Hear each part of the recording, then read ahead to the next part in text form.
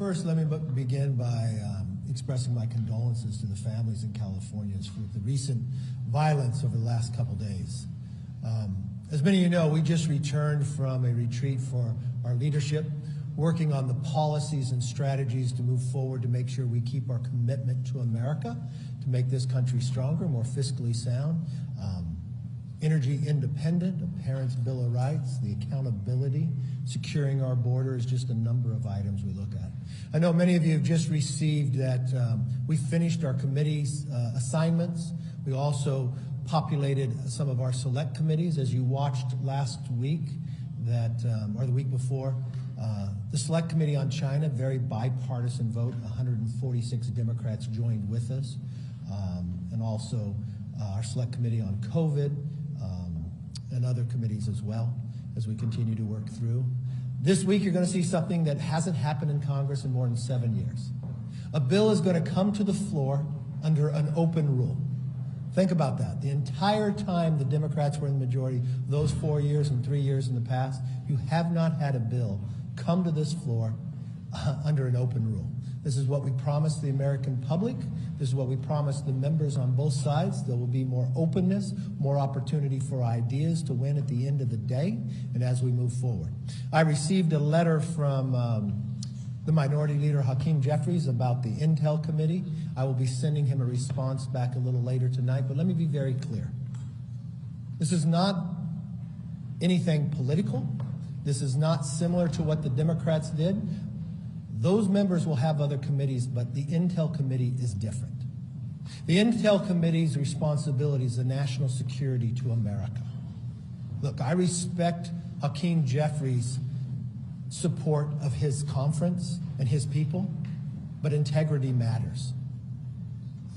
And they have failed in that place, from Adam Schiff using a position of the Intel chair, lying to the American public again and again. You had the Inspector General say it. You watched the editorial in the Wall Street Journal. And I'm sorry. Swalwell, you all know, does not have or should have the responsibility to serve on the Intel Committee. When the FBI comes to you when he gets appointed to and warns you about what's transpiring, when Eric Swalwell would be in the private sector and can't get a security clearance there, we are not going to provide him with the secrets to America. Hakeem Jeffrey has 200 other people who can serve on that committee. This is the right of the Speaker, and the one thing I will always do, I will put the national security ahead of partisan politics any day. I don't care if they're in my party or not. Integrity matters, and we're going to make the Intel Committee back to what it was supposed to be. No longer will we miss what happened in Afghanistan. No longer will we miss what's happening in China, Russia, Iran, and others. That's what this country believes should happen, and this is what we'll do. I'll also be having those on the Intel Committee, Republican and Democrat alike, take the courses for AI and quantum, the same courses that our generals in our military take as well, because we want to be able to speak with one voice and make sure our country and the national security is protected, and that's how we'll move forward. With that, let me take some questions and comments. Yes, ma'am. How does Congress plan to investigate what appears to be a systemic failure to protect these classified documents, given the rejection we've seen from many different federal agencies to these oversight requests, and what follows after that? Well, that's a great question. The one thing that Congress has, we have a constitutional responsibility to oversee the Justice Department, and that also means these individuals investigating. We have the constitutional power to do that, and we will. So they may decline now, but they cannot continue that. Look, the one thing I know as being a member of the Gang of Eight, at no time do I ever remove classified documents from the Skiff. What I'm finding now as we're learning more and more, here's President Biden. It's not classified documents just when he was vice president, but when he was senator. I'm not sure how a senator could ever move classified documents out of a Skiff.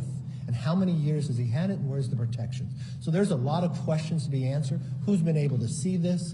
And I don't think the president can sit back and continue to say, you know, they're secure, and I don't know who's been to the House. We know those documents are around, and we'll have to get to the bottom of that. Yes? You mentioned the shootings in California at the top. Does this Congress intend to take up any legislation Look, I would never do anything without having all the information, but having lived in California my entire life and know California has the strictest gun laws there are, and apparently that did not work in this situation too. I would always withhold to get all the information first of what transpired. These two individuals seem much different too. Older in age, not understanding why this transpired, the horrendous activity of what they've done. Were there signs ahead of time that we could have found? I'll wait to find any information out. But yes.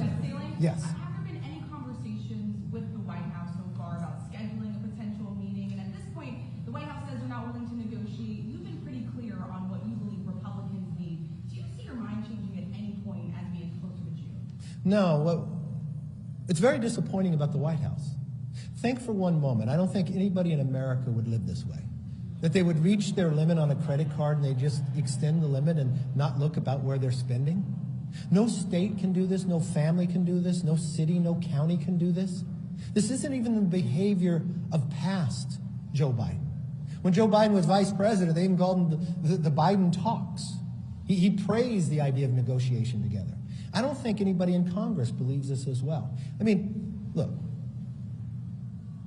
I think we have to be sensible and we have to be responsible.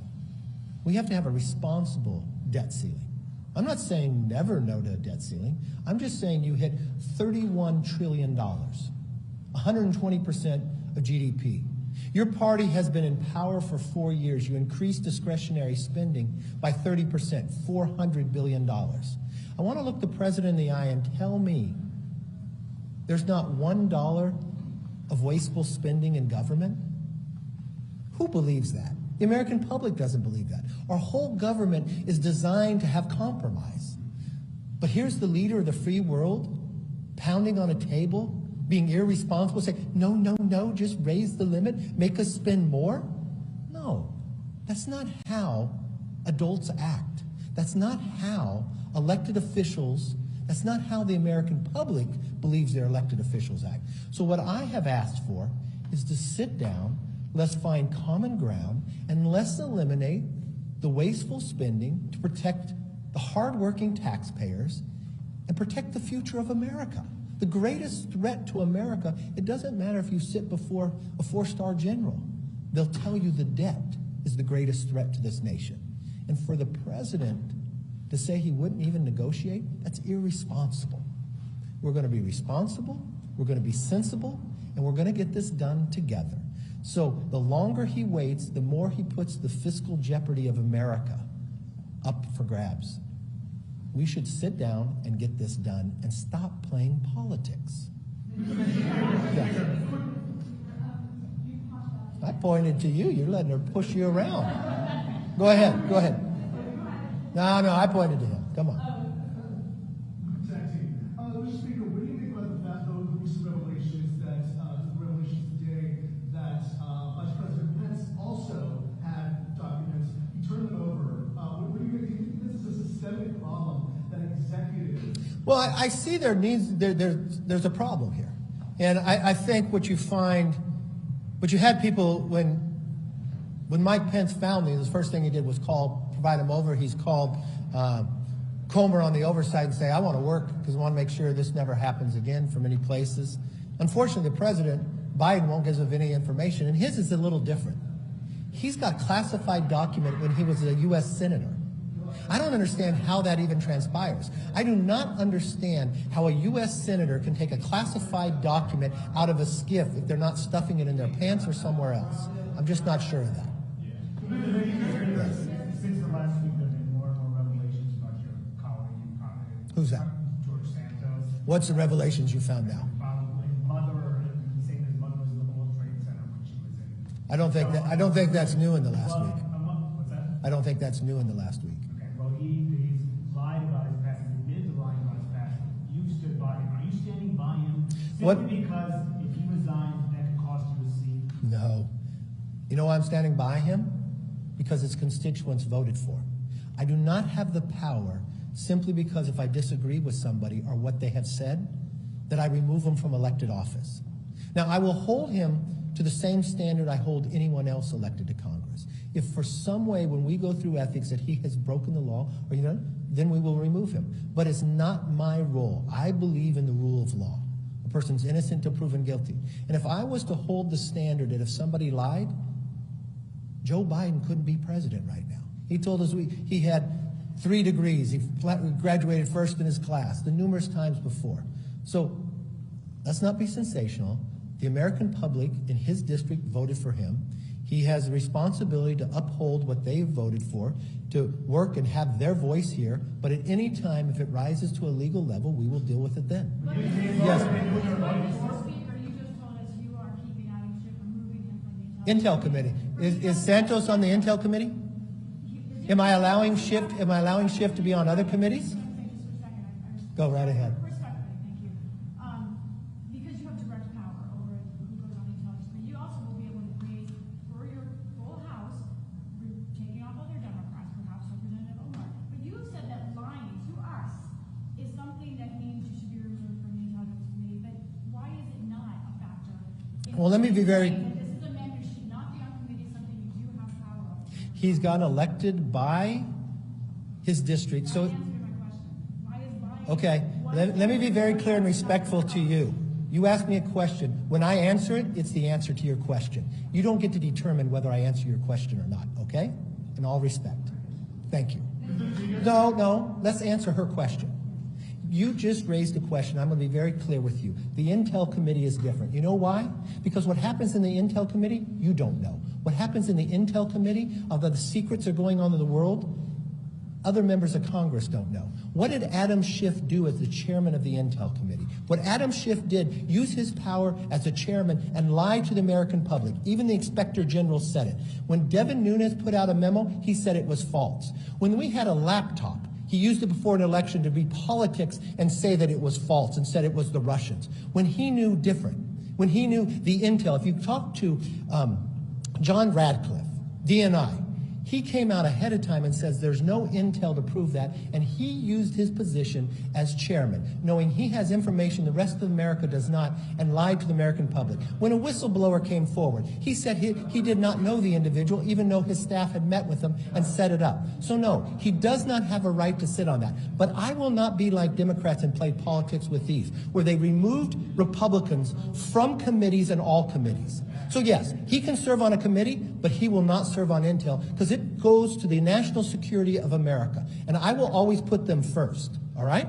And if you want to talk about Swalwell, let's talk about Swalwell, because you have not had the briefing that I had. I had the briefing and Nancy Pelosi had the briefing from the FBI. The FBI never came before this Congress to tell the leadership of this Congress that Eric Swalwell had a problem with a Chinese spy until he served on Intel. So it wasn't just us who were concerned about it. The FBI was concerned about putting a member of Congress on the Intel Committee that has the rights to see things that others don't because of his knowledge and relationship with a Chinese spy. They brought it to the works of the leaders. I've got that briefing. So I do not believe he should sit on that committee. And I believe there's 200 other Democrats that can serve on that committee. So this has nothing to do with Santos. Santos is not on the Intel Committee. But you know what? Those voters elected Schiff, even though he lied. Those voters elected Swalwell, even though he lied to the American public too. So you know what? I'll respect his voters too, and they'll serve on committees, but they will not serve on a place that has national security relevance because integrity matters to me. That's the answer to your question. Last question.